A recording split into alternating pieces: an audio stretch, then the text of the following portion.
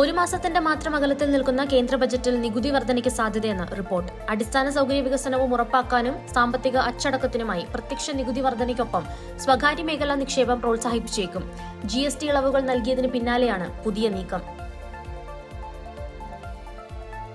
IndiGo ഈയിടെ സൃഷ്ടിച്ച പ്രതിസന്ധിക്ക് പിന്നാലെ വ്യോമയാന മേഖലയിൽ കുത്തക കുറയ്ക്കാൻ കേന്ദ്ര സർക്കാർ നീക്കം.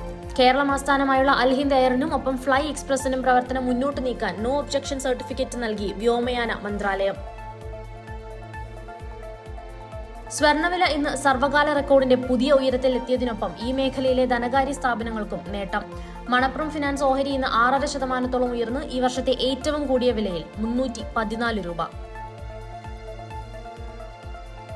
GST ഇളവ് ടയർ വ്യവസായികൾക്ക് ഗുണകരമെന്ന് പ്രമുഖ ടയർ നിർമ്മാതാക്കളായ MRF. ഇത് സ്വാഭാവിക റബ്ബറിനും കർഷകനും ഗുണകരമെന്ന് ഒരു പത്രത്തിന് നൽകിയ അഭിമുഖത്തിൽ മാനേജിംഗ് ഡയറക്ടർ അരുൺ മാമൻ.